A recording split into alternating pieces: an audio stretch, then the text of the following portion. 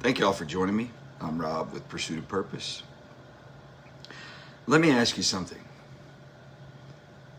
Who told you who you are? Was it your parents?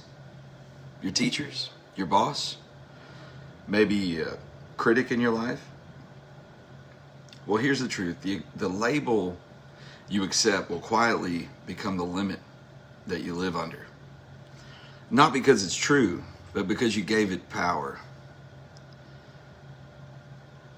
How many of us can relate to that? Think about it. How many dreams were abandoned, not because they were impossible, but because someone labeled them unrealistic? Labels are shortcuts people use to define you. Lazy, smart, quiet, troublemaker, overachiever. Some feel flattering and some feel, well, downright crushing. But whether it's a good or a bad label, they all carry weight. And here's the hidden danger. Even positive labels will box you in. If everyone calls you the responsible one, maybe you never allow yourself to take risks. If they call you the wild one, maybe you never let yourself grow roots. Labels can become cages. And the scariest part, we decorate the bars ourselves. Psychologists call this the self-fulfilling prophecy. If you're told you're not good at math, chances are you'll struggle with it. Not because you can't, but because you believe you couldn't. I know I've been through this. I used to believe I couldn't read. I was going to be no good at reading, and so I didn't really pursue success in school. Countless studies show performance rises or falls to meet expectations, not ability. Athletes, students, leaders, it's the same pattern. That's why I say what others name you can become what you call yourself. And what you call yourself determines what you do and who you become. Let's look at history. Thomas Edison, his teachers called him too stupid to learn. Oprah, she was labeled unfit for television. Michael Jordan was cut from his high school basketball team. If they had accepted the label, the world would never have known their names. Their label would have been their limit. Now, have any of you out there experienced this? What label are you still carrying? Who gave it to you? And why are you still living under it? And if you're a leader, this is personal. The labels you place on your people are either their prison or their passport. If you call your team mediocre, guess what you'll get? Mediocrity. But if you label them as capable, innovative, resilient, you'll be shocked at how they rise to meet those labels. Leadership isn't about managing tasks. It's about naming potential before it's visible. It's about refusing to limit people with labels they don't deserve. So ask yourself, what labels are you giving the people you lead? Even if it's just yourself. Are you lifting them or limiting them? So how do you break free? Let me give you 3 steps. Step 1. Identify the label. Write it down. Who said it? When did you start believing it? Step 2, challenge it. Ask, is it true?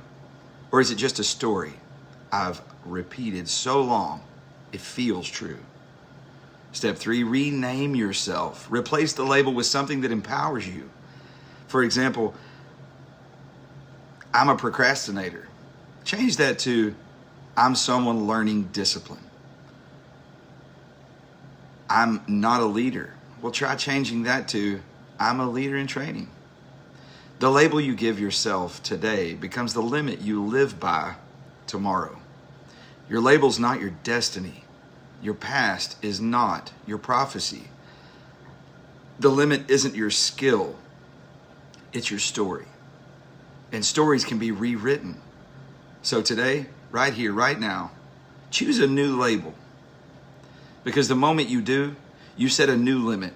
And that limit is higher than anything you've ever imagined. Don't let your label be your limit. Let it be your launch. And when people ask you what changed, you can tell them, I stopped living under labels and I started living under purpose. Have any of you out there experienced this? Are any of you living under a label that you don't deserve, that you didn't write yourself? Are any of you brave enough? Do any of you have the courage to admit it? Well, I know I did. I personally lived under some undeserved labels most of my life. And the sad thing was that I truly lived down to those labels. I accepted them as my prison. You know, about 5 years ago, I went through a transformative process in my life. And for pretty much everybody that knows me, including my wife and my kids, there was a point where invariably everybody who knew me well would ask me, what has changed about you? And one of the key elements that changed was I began writing my own labels. And I stopped buying the labels that everyone else had written for me. I began to believe in the possibilities within myself. And then I started to see the possibilities in other people. And it inspired me to never settle for a label. That's how Pursuit of Purpose was formed. That's the origin story. I mean, it's a lot deeper than that. There's a lot more to it. But I truly once believed that I was a limited learner, that scholastic ability evaded me, and that reading was not my thing. And now I know that the only problem was that I had not made the commitment to myself to read. And that reading didn't just come in book form, that I could actually listen to books. And I learned how to ingest more and more knowledge and apply it and turn it into functional growth, purpose, and wisdom for my life. Well, thank you guys for joining me for this brief live show today. And I'd love to hear from you. I'd love to hear from how you on how your journey is going, about your transformation process and your labels, and how you are reinventing yourself through this pursuit of your purpose. Thanks a lot for joining me today. Thank you all so much for joining me. Please feel free to message anytime. Let us know if there's a topic that you'd like to hear us discuss.